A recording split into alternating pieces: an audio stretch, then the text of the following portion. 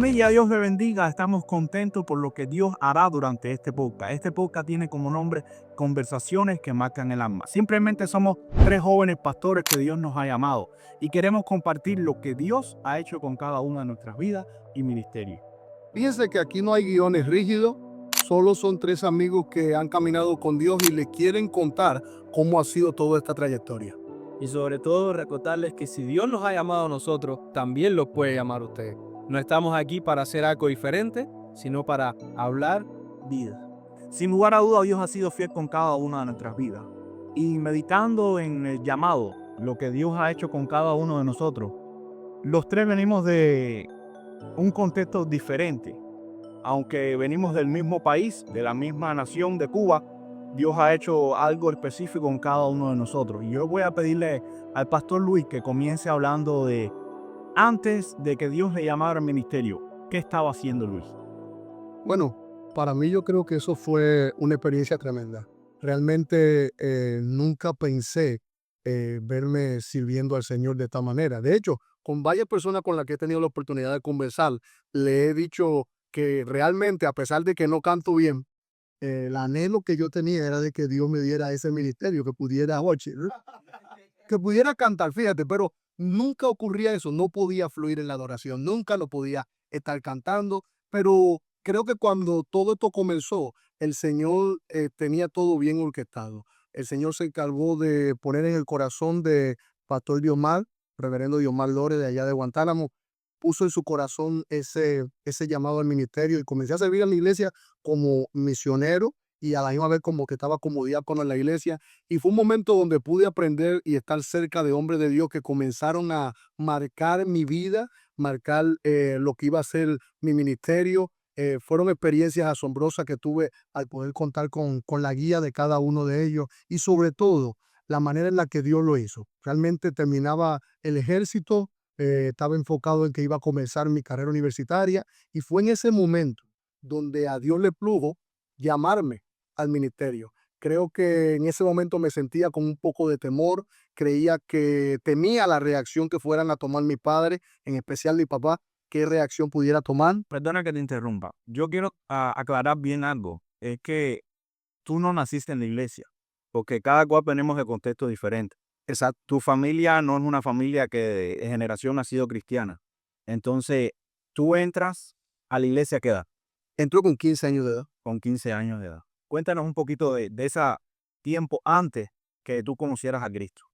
Bueno, antes de haber conocido al Señor, mi familia no era cristianos, realmente venían de una generación donde muchos de ellos practicaban la idolatría. Eso era lo único que yo había conocido. No sabía lo que era el Señor, no sabía lo que era visitar una iglesia porque nunca lo había hecho.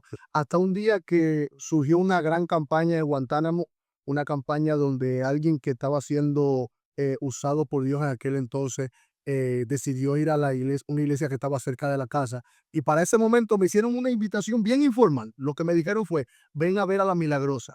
Y llegué hasta aquel lugar y realmente tenía 12 años de edad en el momento en el que aquella persona llegó a Guantánamo y cuando yo vi la manera en la que Dios obraba, cuando yo vi cómo habían paralíticos que se ponían de pie, cuando yo vi cómo habían ciegos que recuperaban su vista, cuando yo veía que habían personas que botaban los tumores, me di cuenta que más allá de lo que mi familia, mi padre en un momento me hablaron en cuanto a la hechicería, yo pude ver que había un Dios, que hay un Dios que es real, un Dios que cambia vida y un Dios que puede sanar, libertar y limpiar. Eso fue una convicción tan grande que a pesar de que en ese momento no me pude afirmar en los caminos del Señor, una realidad nunca se fue de mi mente. Dios es real. Dios es real. Amén.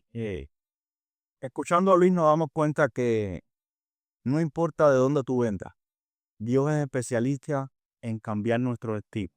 Por eso quiero remarcar bien esto. Luis no viene de un trasfondo de generaciones cristianas. Y quiero dejarlo bien en claro porque usted que nos está escuchando, quizás tú digas, no, pero es que el llamado no es para mí. Mis padres no son los mejores padres. Cuando Dios te llama, Dios tiene propósito contigo y no importa de dónde tú vienes, sino qué compones tú cuando te encuentras con Cristo. Yo quiero preguntarle a Esteban, ¿cómo ha sido antes de iniciar tu carrera ministerial? Porque conozco de tu historia, somos familia, pero háblanos un poco para aquellos que están mirando, ¿de dónde viene Esteban? ¿Cuál es su trayecto? ¿Cómo Dios te llama al ministerio? Porque sabemos que tu papá es pastor, pero entendemos que el llamado es divino, no es por una herencia ni por relaciones humanas. Bueno, como tú decías, Ney, yo tengo la bendición de haber nacido en una familia cristiana. Mis padres le sirven al Señor, son pastores, y siempre desde que nací, como fue un milagro, desde que iba creciendo, entendí y me hacían entender mis padres a través de sus enseñanzas todos los días de que yo había nacido con un propósito de Dios. No sabían cuál, no me podía decir cuál, pero que tenía que entender que Dios me había traído a este mundo con un propósito. Y siempre me decían algo que para mí marcó mi vida, y es que yo tenía que encontrar ese propósito a solas con Dios. Recuerdo que cuando tenía 7 años de edad, en una iglesia que no era la mía, era el pastor, que era el presbítero en ese momento del presbiterio, y había una campaña, y el pastor era el que estaba predicando. Una palabra, eh, con una paz que estaba predicando ese hombre, que todavía me recuerdo, han pasado años y todavía me acuerdo que ese hombre estaba hablando acerca de la salvación, pero estaba hablando en un tenor tan fuerte, pero a la misma vez con una paz. Yo tenía solo 7 años, pero yo sentí en mi corazón que tenía que tomar mi decisión por Cristo. No lo hice en ese momento ahí porque entendía que la gente, las personas se podían confundir porque yo era hijo de pastor. Y cuando llegué a casa, le dije a mi papá, quiero aceptar a Cristo como Señor y Salvador de mi vida. Eso fue un 14 de octubre del 2007. Hasta el día de hoy me acuerdo de ese momento, 11:30 de la noche. En mi casa, en mi cama, yo solito con mi papá, ahí fue el momento que decidí traerle mi vida a Cristo. Pasaron años, años donde hubo muchas batallas, muchos problemas, años donde tuve que experimentar, crecer en gracia, pero también crecer lo que significaba ser un buen cristiano. Y fueron años de bendición. Pero antes que eso llegara, yo recuerdo que cuando tenía 9 años hubo un evento en la iglesia Vida Abundante de Diezmero, donde pastorea el pastor Samuel Saavedra, que también fue mi pastor, que era una actividad para niños, para hablar acerca del Espíritu Santo. Cuando aquello, el superintendente de la Asamblea de Dios era el pastor Edson Hunter, que estaba en esa actividad, y había 3 evangelistas que ministraban a adultos normalmente, y he estado ahí en ese evento. Ese día recibí bautismo del Espíritu Santo, pero la experiencia más linda no solo fue que Dios me tocó y que recibí el bautismo, sino que cuando salí de ahí al frente de la iglesia, vivía una hermana que se llama Enriqueta, que ella me dijo, yo soñé contigo anoche y te vi predicando delante de mucha gente. Yo tenía 9 años, no entendía nada, pero sabía que Dios me había llamado por un propósito. Hasta que Dios me confirmó que el propósito del pastorado pasaron 10 años, 10 años en que crecí en una iglesia, 10 años en que tuve un ambiente cristiano, un ambiente saludable, pero 10 años en que no siempre mi corazón estuvo alineado por lo que Dios quería para mí. Y fueron 10 años de tomar decisiones, algunas buenas, otras malas, pero fueron 10 años donde aprendí a querer escuchar a Dios. Y recuerdo que la primera vez que Dios me habló acerca de que me quería sirviéndole y quizás dando una idea de que podía hacer el pastorado fue con 17 años. Yo me había obsesionado por la idea de irme de Cuba y estaba el trámite de obtener una visa a Panamá, y yo no quería saber nada ya de Cuba, estaba muy obstinado con esa idea, y estábamos en Canaán, en el campamento Canaán, y estaba ministrando el pastor Felipe Terán, que cuando aquello era el presidente nacional de los jóvenes, y yo estaba fuera del templo, afuera completamente, yo no quería saber nada del culto, había ido como líder supuestamente jóvenes de mi iglesia, y yo no quería ni estar en los cultos, me sentía tan desconectado de lo que estaba pasando, que yo lo único que quería es que pasara el tiempo y se me diera la oportunidad de irme de Cuba.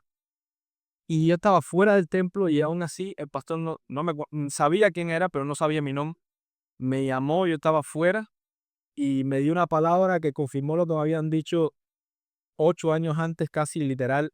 Y fue la primera vez que Dios me dijo a través de alguien, te quiero para mí, te quiero a tiempo completo. Después de eso pasaron algunos años más, pero esa fue mi experiencia antes de conocer cuál era mi llamado, Y lo más importante para mí fue entender que Dios me quería con un propósito. Y eso creo que marca la diferencia. Si estás viendo y estás luchando con la idea de que no sabes cómo encajas en el diseño de Dios para tu vida o no has encontrado ese lugar donde sientas que Dios te está llamando, hay algo muy importante. Nunca pierdas de vista que el que llama es Dios, que el que capacita es Dios, y Dios va a encontrar la manera de que tú lo entiendas y te lo hagas saber. Quizás Dios usa a alguien, quizás es leyendo tu Biblia, pero siempre va a haber una manera en que Dios te alcance. Es que lo fíjate, escuchando a Esteban, yo pienso es que los planes de Dios son tan perfectos que muchas veces, ya sea que hayas nacido en el Evangelio o hayas venido a cierta edad, quizás en tus planes, en nuestros planes, nunca estuvo la idea de estar sirviendo ni en el pastorado, ni estar sirviendo en ninguna de estas áreas. Yo creo que como joven al fin uno comienza a trazar metas que están más dirigidas a quiero un avance financiero, quiero prosperar y salir del país. Es decir, siempre, y más en un país como el nuestro, esa era una de las visiones y las ideas que teníamos. Pero qué lindo es saber que más allá de lo que nosotros creemos, Dios siempre tiene un plan. Y su plan sale a relucir y yo creo que no solamente ha ocurrido con nosotros, el Ney también tiene un testimonio porque a pesar de que ha estado sirviendo ya desde su niñez, porque sus padres también son pastores, yo creo que también un momento, el Ney, en tu vida en el que tú tuviste que tomar la decisión de decir, no porque mis padres me obligan, sino porque realmente en mi corazón yo siento el anhelo y el deseo de poder servir a Dios. Cuéntame un poco, ¿cómo fue eso? Amén, es así. Yo creo que llega un momento en la vida del ser humano que uno tiene que tomar decisiones. Siempre hemos escuchado que el hecho que usted haya nacido en una familia cristiana, eso no te hace cristiano. La realidad es que hay un momento que uno decide por Cristo y cada uno de nosotros ha tenido a su cierto momento de la vida un encuentro con Dios y eso le ha marcado. Y fíjese, mi experiencia, yo crecí en la iglesia como Esteban desde niño. También fui bautizado a pequeña edad en una campaña del evangelista Rafael Mendoza, cuando nosotros vivíamos en Luyanó, tenía poca edad yo. Y aún así, mis padres, cuando yo tenía 8 años, ellos salieron como misioneros al Mariel. Y ahí estuvieron 2 años yendo y viniendo de La Habana a Mariel y después nos mudamos. Y ahí servimos juntos por 18 años.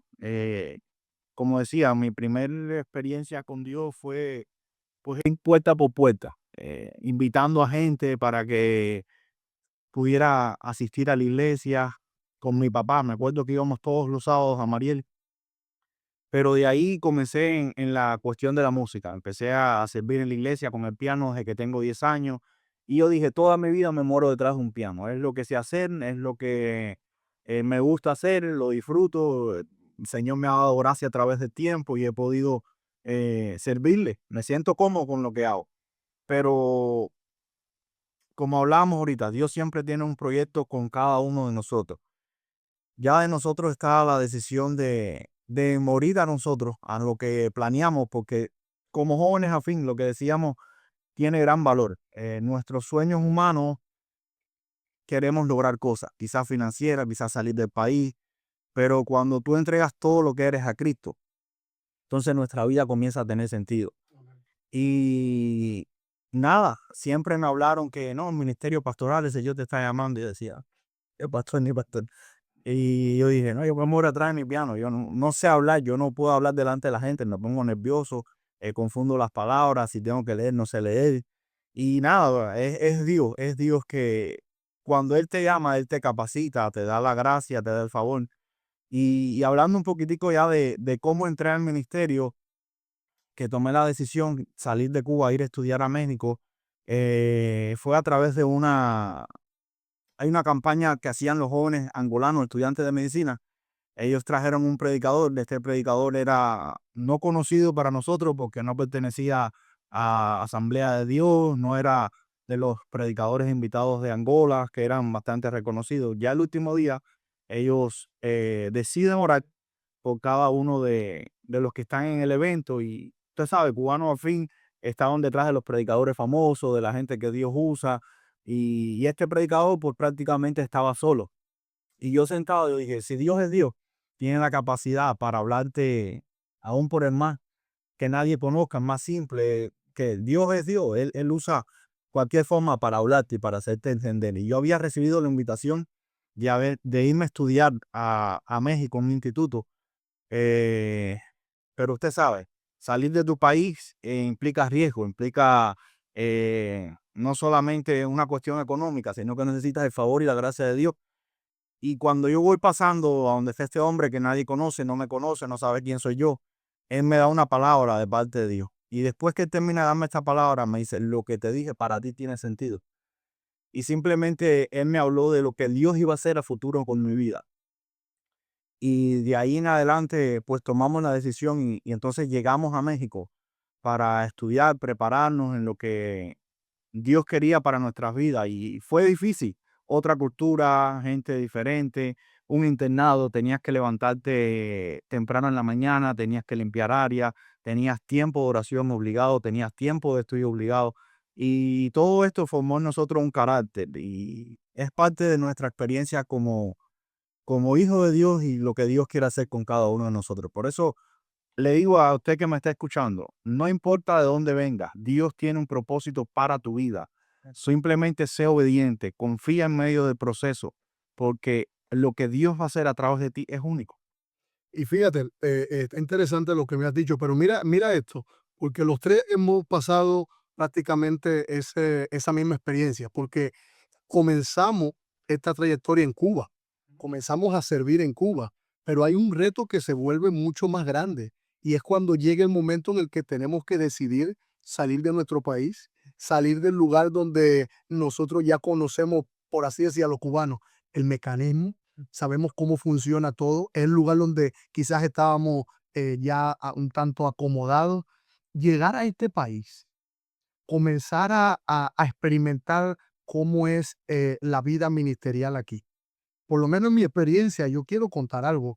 Eh, yo cuando salí de Cuba, yo por un momento dije, el ministerio terminó.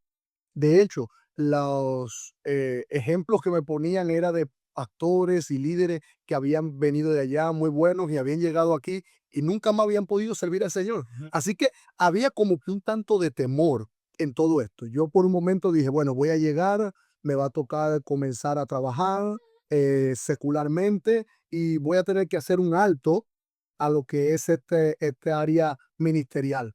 Sin embargo, para ese entonces, yo conseguí el número de un pastor que lo había escuchado predicar en una ocasión allí en Cuba, el pastor Glenn Wilson. Y yo llamé a este pastor tratando de ver si podía ponerme en contacto con él para visitar su iglesia. Y este pastor me dice, mira, yo no estoy ahora mismo en West Palm, estoy en New Jersey, pero yo conozco de dos pastores allá a los cuales yo te puedo presentar. Y él me menciona el nombre de dos pastores, y uno de estos pastores era el pastor Eris Rodríguez. Y me dijo esta expresión, me dijo, pero conociendo el carácter y el corazón de tu pastor, la persona que a ti te conviene es Eris Rodríguez. Así que sin conocerlo, llegué a esta iglesia, un lugar de esperanza. Este pastor mostró mucho cariño, mucho aprecio y me dijo una palabra que en medio de ese tiempo donde yo creía que el ministerio había terminado, marcó mi vida. Y él me dijo, el manto sacerdotal no se ha perdido. Eso le dio sentido nuevamente a esto. Y ahí yo me di cuenta que más allá quizás de mi salida de Cuba, que todavía no sabía si había sido dentro o fuera de la voluntad de Dios, eso ya es otro tema. Más allá de todo eso, yo pude entender que Dios todavía tenía un plan. Amén. Y que todavía había oportunidad en este país. Y yo creo que para ustedes ha sido igual. ¿Qué tal tú has lidiado con eso, Esteban? Bueno, mi experiencia en ese punto es diferente. Eh, yo empecé pastorado estando en Cuba. Llevaba una semana de casado cuando Dios, a través de alguien que valoro y respeto mucho, Santiago, sé que va a haber poco, así que te mando un abrazo. eh, Estábamos yo y mi esposa, que por cierto es la hermana de Snake, estábamos en casa de unos amigos y él llega y nosotros estábamos orando porque queríamos entender qué era por lo cual Dios nos había unido. Sabíamos que Dios nos había unido, pero queríamos entender el por qué, dónde quería Dios que le sirviéramos o cómo. Y él llega y lo primero que hace después que nos saluda, se vira donde está mi esposa y le dice, ¿por qué no? Y ella al entenderlo le dice, porque no me siento que es para mí, y estaba hablando del pastorado. Y yo le dije, Santiago, no estoy para molestarme con eso, así que déjame ir. Después de un tiempo más, yo sueño y a las 3 de la mañana él me llama y me dice, lo que estás soñando, delante de un campo verde, tú sembrando la semilla, significa que Dios te va a llamar a poder sembrar una semilla en un lugar donde necesita de alguien que lo haga. Y fue donde comenzamos, plantamos una iglesia, fue una experiencia hermosa. Por la gracia de Dios pudimos dejar un grupo de hermanos, un local, que esos son otros testimonios que no voy a dar ahora. Pero sí es difícil cuando tienes que renunciar a algo que ya tienes.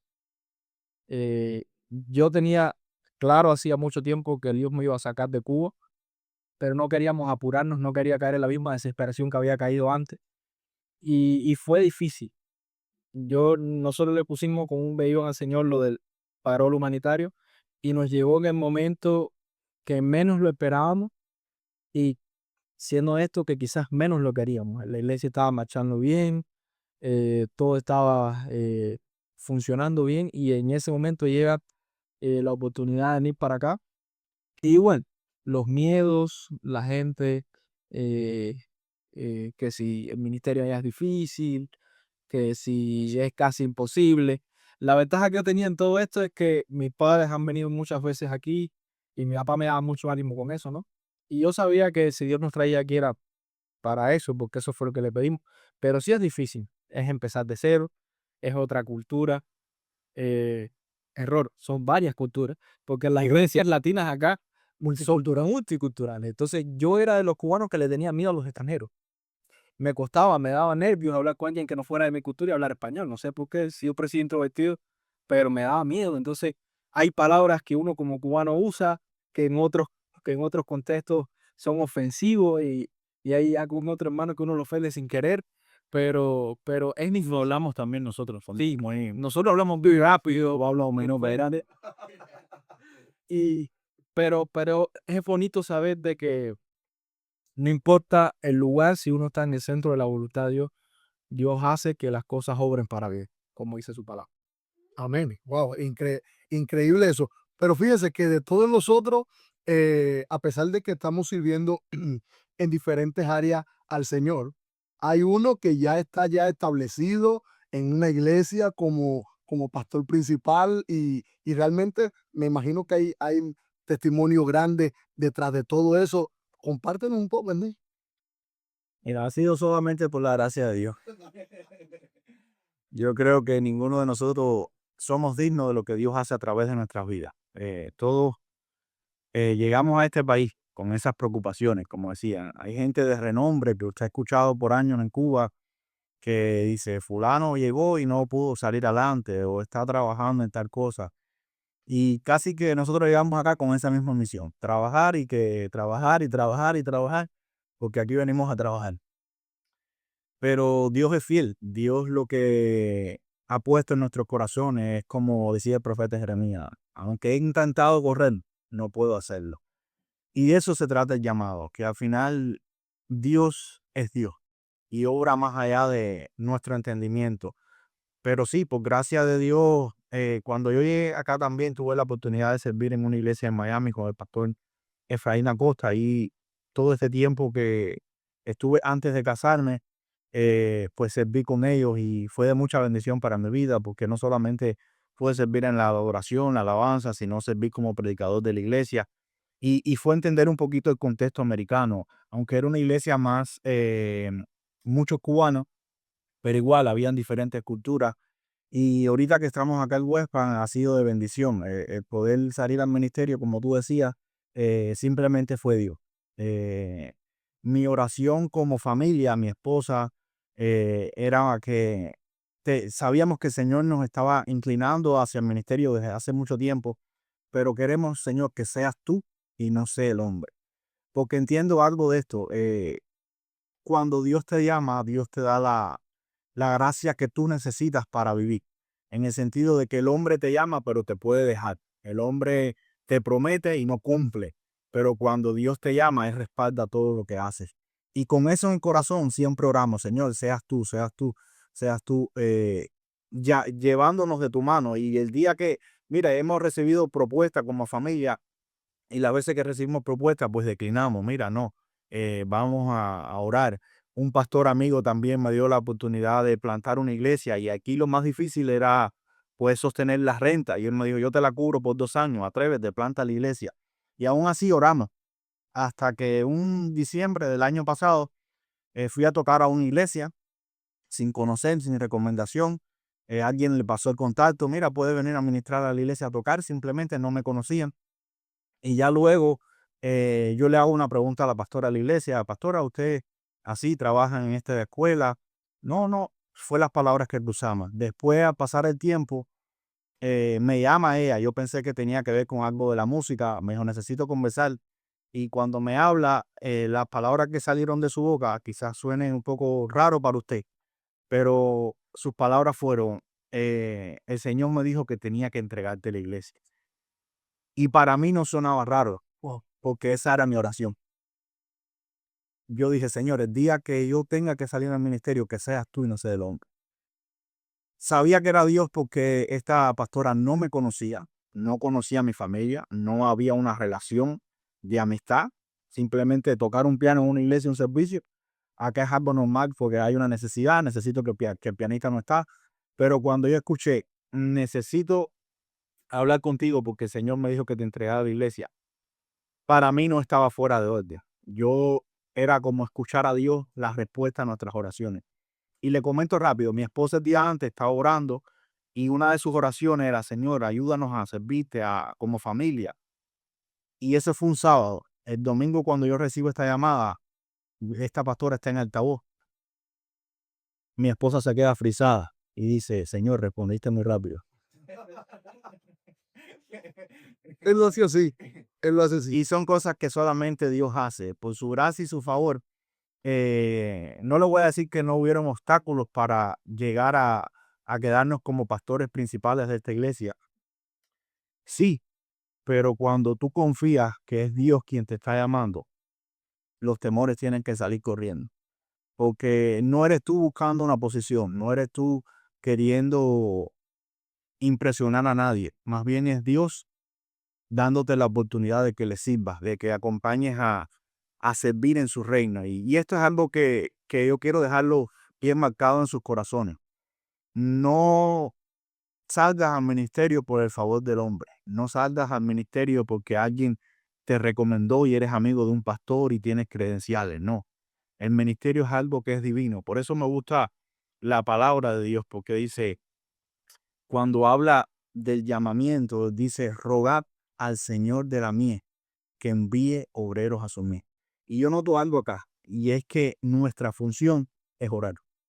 Amén. Quien sigue enviando obreros a su mies es el Señor. Y esto es algo que siempre me ha marcado, Señor. Lo que hacemos es divino. Por tanto, yo no me puedo oponer si tú no me llamas. Y eso yo quiero dejarlo bien marcado en sus corazones. Cuando usted entienda que es Dios quien te llama al ministerio, eso es suficiente. Usted va a tener la garantía.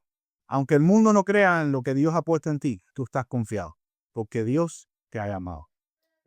Ahora, retrocediendo un poquito, vamos a historias que quizás no se cuentan mucho porque o dan un poco de vergüenza, de esas historias de cuando uno está empezando o comenzando a servir en la iglesia, esos primeros tropiezos, esas primeras historias donde quizás uno dice, bueno, aprendí mucho, pero me lo hubiera querido evitar. Esas historias, quizás incluso algunos hasta cómicas, que podemos contar y que pueden ser también de bendición a los que nos están escuchando para que vean de que todos cometemos errores y que es bueno a veces cometer errores que sean sanos. Luis, Bueno, predicando. yo creo, primera vez, yo creo que esos son cuando uno comienza, hay muchos temores. Está la confianza de que tú dices, ya hay muchas personas que están diciendo, ese es tu llamado, Dios te está llamando como predicador, pero yo creo que aunque esté llamado, hay una etapa de aprendizaje. Hay una etapa donde a nosotros nos toca como que decir, ok, Dios me llamó, pero yo necesito estar capacitado para este llamado. Amén. Porque muchas veces el mayor error es ese. Decimos, Dios me llamó y nos lanzamos. Pero ok, hay que esperar el tiempo de Dios, el tiempo correcto. Y en el tiempo correcto, siempre saber que tenemos que dedicarle tiempo a la preparación. Yo recuerdo cuando yo comenzaba a predicar, yo al principio la referencia que tenía del resto de los predicadores era que a la hora de predicar, mientras más tú gritabas, yo creo que mejor era, porque como que tú podías proyectar y eran muy buenos. Y para ese entonces, yo recuerdo que yo comenzaba y desde que comenzaba, salía a gritar. Para ese entonces, un tiempo después de yo haber comenzado, entró a la iglesia un nuevo pastor, el pastor Diomar Lores, y yo recuerdo que en una ocasión cuando él me va a poner a predicar, él me dice, fíjate lo que te voy a decir, te voy a poner a predicar, pero apenas tú grites, te voy a bajar y te digo yo. Entonces, en ese momento era bien jocoso, pero fíjese, la anécdota es esta. Yo estoy en la iglesia y el pastor viene y se acerca a mí y me dice, ¿tú te atreves a predicar? Y yo le digo, bueno, sí, me dice, pero tienes que predicar. Qué edad tenías ahí? ¿Qué edad? Yo tenía 17 años, 17, 18 años, 18 años. Ya había predicado en otras ocasiones, pero ese día, como ya él estaba entrando en una formación hacia mi persona para el tema del pastorado, él se acerca a mí y me dice, ¿tú te atreves a predicar? Y yo le digo, bueno, sí, yo me atrevo. Y me dice, pero fíjate, tú tienes que predicar esta noche. Y se estaba terminando la escuela dominical. Y yo le digo, bueno, sí, yo me atrevo. Me dice, ok, prepara para esta noche. Y hermano, yo salí, mi brother, de la iglesia y cogí la Biblia y fue estudiando y orando desde las 12 del día que él me lo dijo hasta las 5 de la tarde que me fui a bañar porque a las 6 comenzaba el servicio. Y fue preparándome y todo aquello y enseguida llegué a la iglesia temprano, media hora antes, me senté al frente. Recuerdo que la hermana que iba a presentar me preguntó, ¿eres tú el predicador? Le dije, sí, sí, sí, yo soy. Yo soy la persona a la que le toca predicar hoy. Y cuando yo le digo así, ella me dice, ok. Y de momento, cuando miro hacia atrás, veo que está pasando el pastor y va a subir las escaleras hacia su oficina, pero lo veo como de costumbre ahí en Cuba, con corbata y con su Biblia. Y yo dije, cuando el pastor está así con corbata y como que un poco trajeado, predica el hombre. Él es el que predica. No obstante, yo dije, no, yo tengo que asesorarme. Yo subí, llegué a la oficina como que muy contento, pastor, ya estoy listo. Solo recuerdo que me dijo, ¿estás listo? Siéntate. Y yo me senté y me dice, ¿qué preparaste? Y le digo, mira, preparé de esto, voy a predicar acerca de esto, el Señor lo puso en mi corazón. Me dijo, qué bien. Bueno, mira, yo soy el que voy a predicar. Y yo le digo, pero pastor, yo me pasé preparándote. Eso es bueno, los pastores siempre tienen que estar preparados. Y yo decía, pero fíjate que yo ni almorcé. Es bueno, es bueno, es bueno. Mantén el mensaje ahí. Es más, mira, ya va a empezar el servicio, ya vamos a bajar. Y cuando vamos bajando, hermano, él me preguntó por el camino. Me dice, ¿estás molesto? Yo le digo, no, no, no. En mi cabeza había una furia que yo decía, Este pastor me ha permitido prepararme la tarde entera para ahora decirme que no". Quiero decirle, eso forma parte del carácter del cristiano, el que va a servir al Señor. Y yo íbamos bajando las escaleras y yo iba a tomar otra ruta para sentarme bien lejos de él, para no verlo en medio de adoración. Y él me dice, no, no, no, no, tú no te vas a alejar, tú te vas a sentar aquí al lado mío. Y yo dije, pero pastor, aquí al lado mío. Él hablaba así, aquí al lado mío. Y me siento al lado y durante la adoración yo comencé a despejar mi mente, comencé a sentirme bien. Y de momento cuando llaman al predicador dicen, y ahora con el mensaje el hermano Luis Manuel. Y yo rápido miro a la persona y le digo, y cuando me volteo y miro al pastor me dice, sube, sube, que te toca a ti. Fíjense, yo había perdido ya todo ese. Los que son predicadores saben que cuando tú vas a predicar, usted ese día en lo que está enfocado es en que usted le toca predicar. Pero en ese momento, él pudo probar esa faceta mía.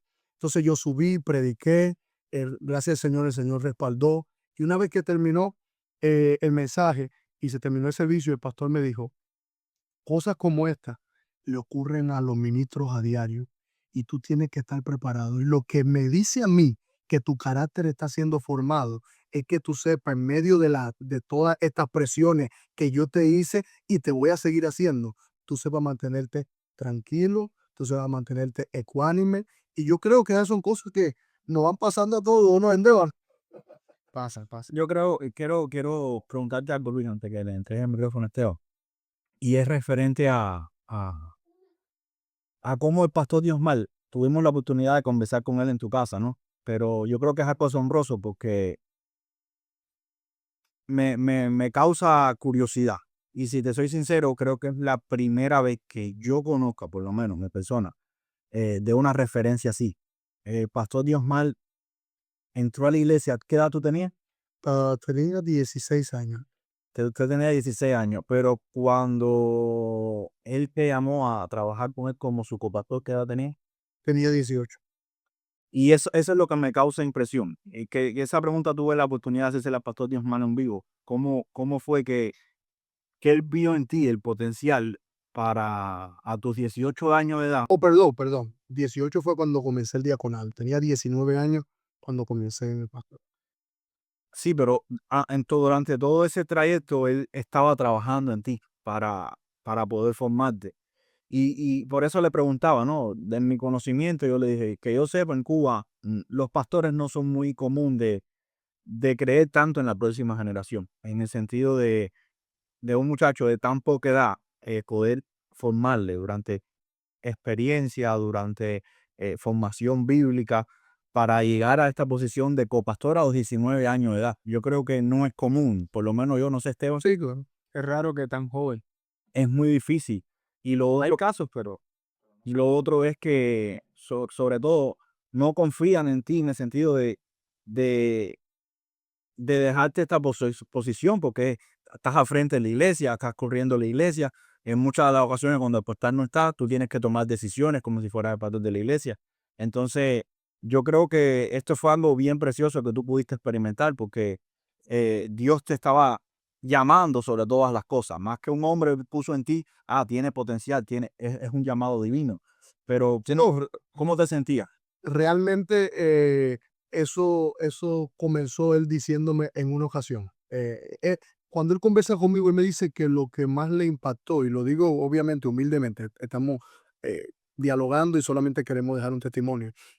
Cuando él comenzó a hablar conmigo, él me hizo una pregunta, me dijo, ¿qué tú quieres hacer para Dios?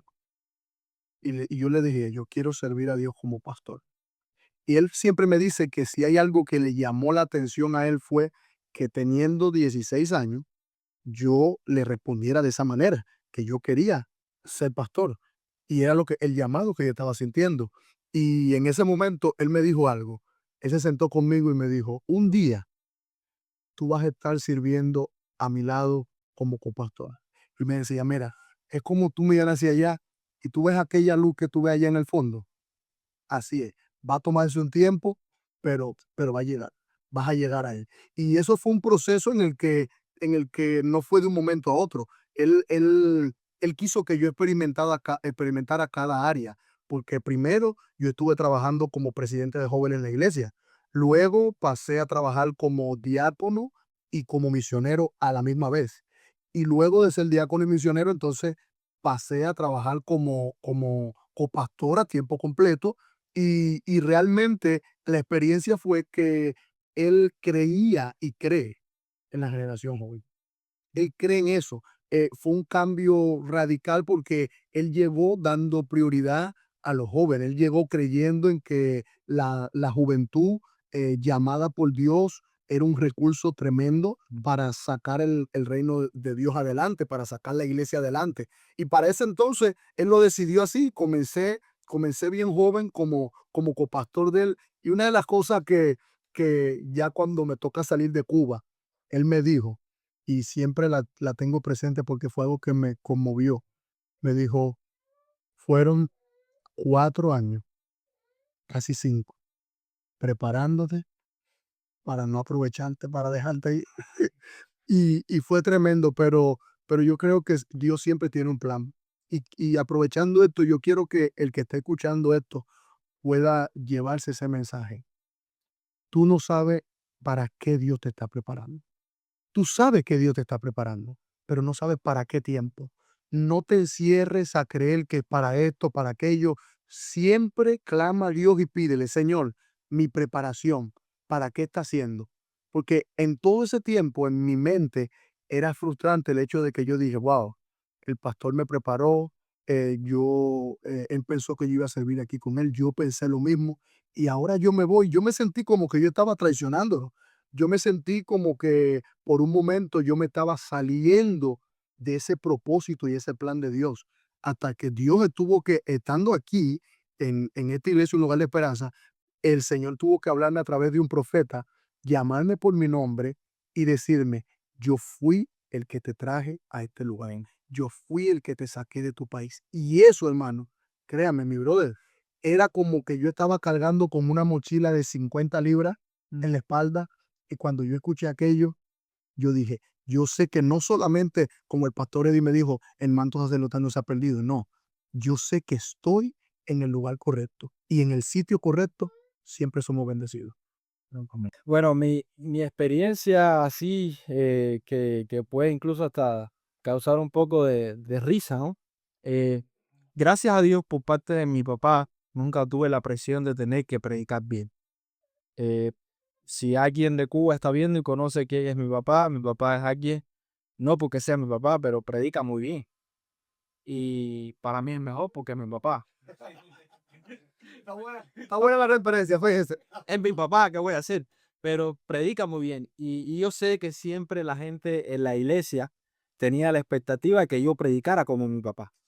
Mi papá nunca me puso esa presión. Mi mamá siempre me decía todos los días, sé tú, no hay ninguna presión. Y gracias a Dios, en la etapa de adolescencia, crecí en una iglesia que nunca me pusieron la presión de ser el hijo del pastor o ser el hijo de Ángel Toledo. Fue por mucha gente que Dios usó que tuvieron una relación de amistad conmigo y nunca sentí la presión de ser el hijo del pastor. Pero sí la tenía, obviamente, la gente me veía como el hijo del pastor. Recuerdo que la primera oportunidad de liderazgo que me dan es en una célula de jóvenes. En aquel momento, el pastor René Rodríguez, que ahora es presbítero allá, había salido de misionero a plantar una iglesia y había dejado un trabajo con los jóvenes muy bueno. Había más de 10 células de jóvenes funcionando y a mí me dieron acá con una que era la que estaba en la iglesia y teníamos unos cuantos jóvenes. Yo lo hice tan mal, pero tan mal, es que, y le soy sincero, hubo un día que mi papá me dijo, estoy aquí tanto. Y gracias a Dios no lo hizo, al final más o menos arreglamos las cosas, pero ese no fue el mayor problema. Después queda vacante la plaza de presidente de jóvenes, porque el que estaba de presidente de los jóvenes entregó su cargo y a la persona que propone copastor de la iglesia es a mí. Yo tenía 16 años y me van a preguntar y yo de una digo que sí.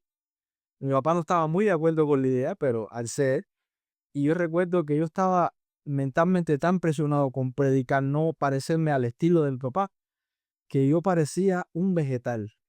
Yo ni me movía, ni ponía emoción al mensaje, nada. Tanto fue así, eso fue como un mes yo con esa lucha que se ocurrió a hacer una historia. Y en la historia, eso ahora me suena ridículo, pero en aquel momento me parecía fantástico. Estaba contando mi historia. Y se me ocurrió al final decir que era yo. Ahí mismo se acabó el curso. En general. Yo recuerdo que estaba detrás de mí tocando el piano que a cada rato lo hacía Alejandro, un muchacho de iglesia que sí era bajista. Alejandro hasta dejó de tocar y todo. Yo me sentí tan mal ese día, pero aprendí dos cosas. Primero, nunca te autopromuevas en un mensaje a menos que estés hablando directamente de ti y la gente sepa que eres tú o se estés contando algo concreto. Y segundo, entendí que tenía que soltar esas presiones y ser yo. Pero fue un momento tan incómodo, pero tan incómodo que yo realmente me planteé ese día decirle a mi papá, ok, ya, termino aquí. Pero aprendí, crecí, me dio otros trastazos, pero gracias a Dios por estar en un lugar donde dan oportunidades y creo que eso siempre hace falta. Aun cuando uno sabe que uno tiene un llamado, siempre es bueno que hay quien lo vea en ti. Y yo creo que una de las cosas importantes de alguien que está liderando, ya sea pastor o otra cosa, es ver el potencial en las personas que tiene alrededor, ver el potencial en las personas que está liderando. Yo creo que eso es lo que hace la diferencia entre ser un líder visionario y ser alguien que simplemente está enfocado en sus proyectos y en sus ideas. Y yo, siendo sincero, hubo mucha gente que creyó en mí antes de yo dar un resultado positivo. Realmente yo, antes de dar una experiencia de que el salto positivo, de que el salto fuera positivo, pasé 6 experiencias de liderazgo y cada una la terminé mal.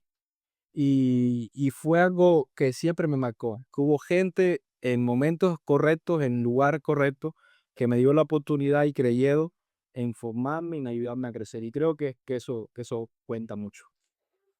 Bueno, yo voy a aprovechar algo porque ya que yo estoy aquí en el centro y tengo de cada lado, no solamente hombres de Dios que ya están pastoreando o tienen el llamado al pastorado, sino que tengo al lado personas que desde su niñez vieron el ejemplo de lo que era nacer en, digamos, como decimos allá, en cuna cristiana y que sus padres sean pastores. Y yo quiero hacer como estilo un careo, a ver cuál es la respuesta que ustedes quieren dar a esto. Si tuvieran que volver a nacer, ¿escogerían haber nacido y que sus padres fuesen pastores? Sí, yo digo que sí. Yo, sinceramente, eh, realmente nunca me lo había preguntado, para serte sincero. Bueno, ya, mira, ya primero. Sé que nunca he querido ser hijo de pastor, pero no sé si nunca hubiera querido que mis padres lo fueran. No sé si se entiende. Nunca me agradó la idea de ser hijo de pastor, pero tampoco me llegó a molestar al punto como sí sé que hay otra gente que lo sufrieron, ¿no? Tiene sus retos, pero lo hubiera dejado como está. Como hijos de pastores, ¿creen que los hijos de pastores también sufren el ministerio, sí o no? Por supuesto, claro, yo creo que esto ha sido una carga para nosotros, en el sentido de que la gente no entiende que el ministerio es de tus padres, pero a la misma vez nosotros somos parte de la familia pastoral. Y yo siempre he aprendido algo. Desde que era pequeño, quizás uno no lo entendía, pero yo creo que cuando Dios escoge a tu familia para ser parte de lo que Dios está haciendo en un pueblo, en una ciudad, te está escogiendo a ti. Porque si nos damos cuenta, tú no eliges dónde nacer. Somos puestos con un propósito en esa familia. Y eso te da la habilidad de muchas cosas, aquellos que han crecido en la iglesia. Tú sabes cómo se dirige un culto, sabes cómo todo lo que pasa en la iglesia, lo que no está pasando. Y de cierta manera, sufres cuando tu familia sufre. Sufres cuando critican, cuando hablan mal, porque eso es parte de la experiencia pastoral. Y a veces, ya ahora que uno está en otra etapa de la vida, no te duele, porque ya sabes cómo lidiar con eso. Yo creo que Dios a veces te pone ahí para que tú aprendas de la muchacha y ya ahora tú dices, ya sé cómo se trata con eso. Y es parte del proceso. Por eso te digo, sí se sufre. Y por eso te decía, sí elegiría volver a nacer en una familia pastoral. Porque eso te ayuda a tú desarrollar tu vida como cristiano y a entender que necesitas amar a la gente. Yo le digo a la gente, hay cosas que yo aprendí que no la aprendí en una escuela. Yo he visto a mi papá 12 días, un sol terrible en Cuba, ir a caminar a ver a un enfermo. Yo mismo decirle no vaya, mi mamá decirle no vaya y él salir a hacer eso. Entonces, ahí tú ves el amor de un pastor. Entonces, son cosas que yo aprendí que nadie me las enseñó. Entonces, cualquier cosa que uno pueda hacer por alguien, tú entiendes el sacrificio de un pastor. Lo otro que te pudiera decir, yo he sido parte del ministerio de mi papá. Me acuerdo de una hermana cuando mi papá pastoreaba en el Mariel, endemoniada, de madrugada. Wow. 3 de la mañana. Pastor, mi esposa está endemoniada. Había un conflicto ahí. Y mi papá me dijo, vamos, te vamos a echar fuera un demonio. Eso a mí nunca se me olvida. Cuando fuera demonio a las 3 de la mañana, siendo un muchacho. Y son experiencias que uno ha aprendido por estar en una familia como En ese caminar, en ese recorrido. y es de bendición porque ya tú sabes cómo Dios obra, tú sabes que Dios sana, que Dios restaura y mil veces elegiría haber nacido en una familia pastoral. Eh, Respondiendo a la pregunta, creo que sí hay sufrimiento en la vida de un hijo pastor. Ahora, yo tengo claro algo y Y puede parecer raro, pero quien no sea hijo de pastor, quien sea hijo de pastor lo va a entender perfecto, quien no sea hijo de pastor quizás se lo tengo que explicar. Siendo hijo de pastor, lamentablemente no hay un punto medio. O la persona se convierte en un cristiano muy, muy sólido, o lamentablemente se aleja mucho de Dios. Realmente un punto intermedio siendo hijo de pastor no existe. Es raro, es muy complicado tratar de entender eso, pero no existe. Entonces, el problema de ser hijo de pastor es que creces, como decía Sney, eres parte del llamado, pero a ti no te lo hicieron directamente en esa etapa de tu vida y hay cosas que no compartes, hay cosas que no estás de acuerdo, como pasan y ves que tus padres lo resisten porque es a lo que Dios nos llamó y lo están haciendo con amor y uno se molesta, ¿no?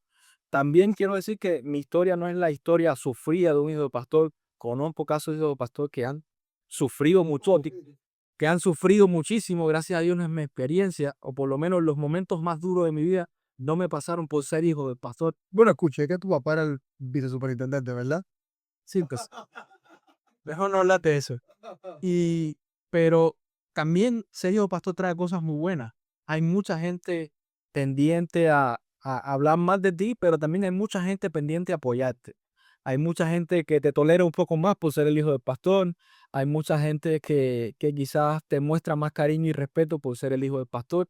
Y creces con esa dualidad que hablaba Snake, de tú ver las cosas, de entenderlas sin que te las expliquen, de ver cómo hay veces hay personas que ofenden a tus padres. Yo recuerdo una vez que una persona que mi papá lo amó tanto, lo cuidó tanto, lo ayudó tanto y fue una persona que traicionó a mis padres ya en el plano personal de amistad que tenían, que yo me quedé tan, pero tan molesto con eso, que yo le dije a mi papá, no sé por qué lo perdona. Yo sé que en la Biblia está que lo tienes que perdonar, que lo quieres mucho, pero no sé cómo rayo se te ocurrió decirle que tiene una oportunidad nueva a ese muchacho.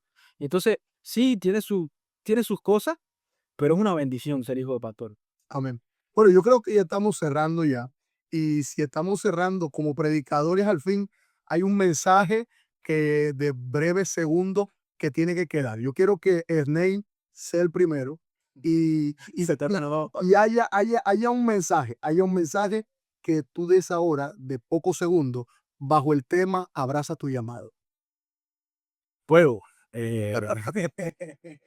No, reflexionando en la cuestión del llamamiento, yo creo que debemos entender esto. Número uno, el llamado es divino.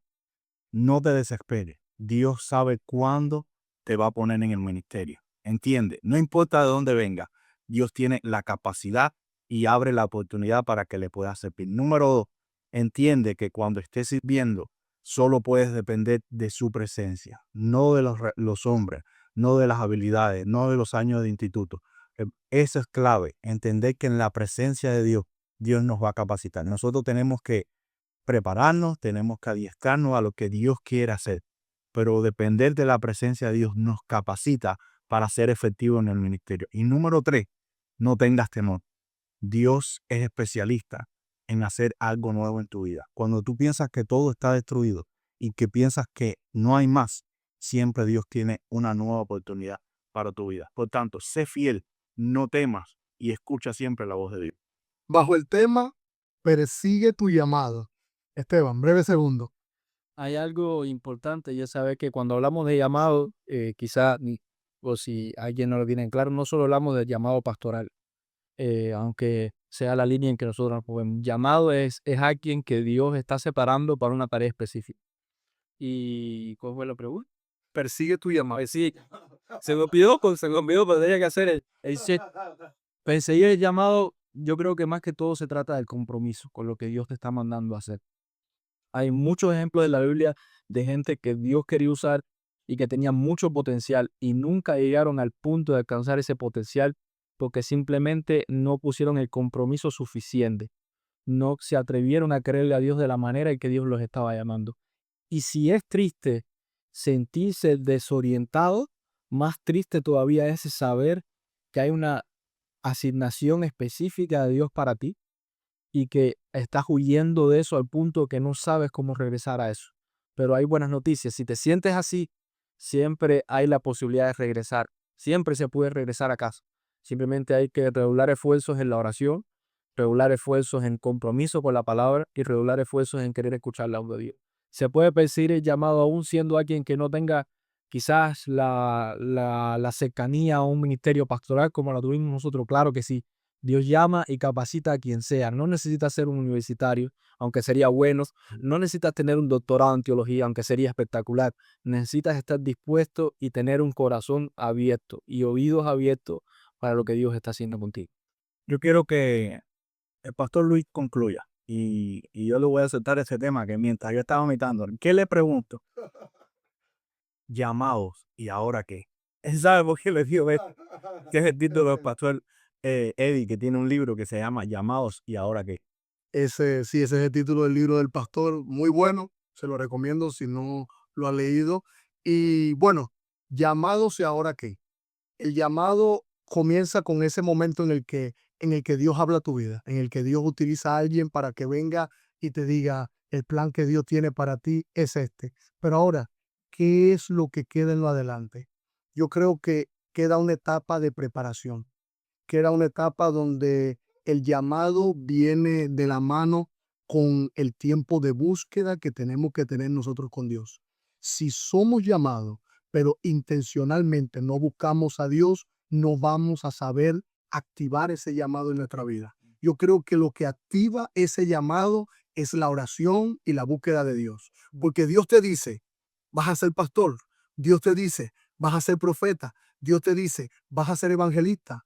Pero ahora, ¿qué vas a predicar? Tú necesitas conocer de la Biblia. ¿Qué vas a ministrar? Tú necesitas haber tenido un encuentro con el Dios, porque nadie puede dar lo que no tiene. Y eso es una realidad. Así que soy llamado, yo creo en el momento en el que, y me encanta, el momento en el que la Biblia dice que en el año en el que muere el rey Usías, el profeta Isaías dice, yo Isaías vi al Señor sentado en el trono. En el momento más difícil, él vio a Dios sentado en el trono. Pero en ese momento hubo una voz del cielo que dijo, ¿a quién enviaré? ¿Quién irá? Ese fue el llamado. ¿A quién enviaré? ¿Quién irá? Ese llamado tenía que tener algo. Un corazón dispuesto que fuera capaz de decir, heme aquí, envíame a mí. ¿Eres llamado? Necesitas decirle a Dios, estoy contigo y úsame en lo que se necesite. Dios te bendiga. Te amo en el amor del Señor. Queremos que esto sea de bendición para usted. Y quiero decirle algo, fíjese, no importa que estemos transmitiendo, quiero decirle, esto viene en el corazón de nosotros, que sentimos el deseo de poder compartir con ustedes y vamos a darle continuidad a este podcast.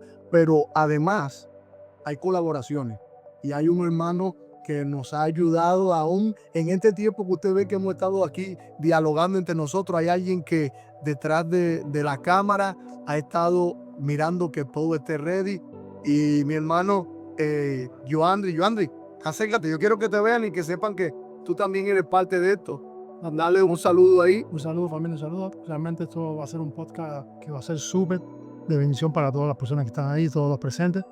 Quiero que no se lo pierdan y quiero que puedan compartirlo porque va a salir muy, muy pronto. Y realmente estoy agradecido de ser parte de esta nueva iniciación con estas pastoras espectaculares, que realmente estoy bendecido de estar aquí con ellos. Sí, gracias. A ti, gracias por todo. Nuestra oración es que Dios te bendiga. Nos vemos en la próxima emisión. Recuerda, esto se llama Conversaciones que marcan el alma. Favor y gracia de Dios. Dios le bendiga. Un abrazo. Conversaciones que marcan el alma.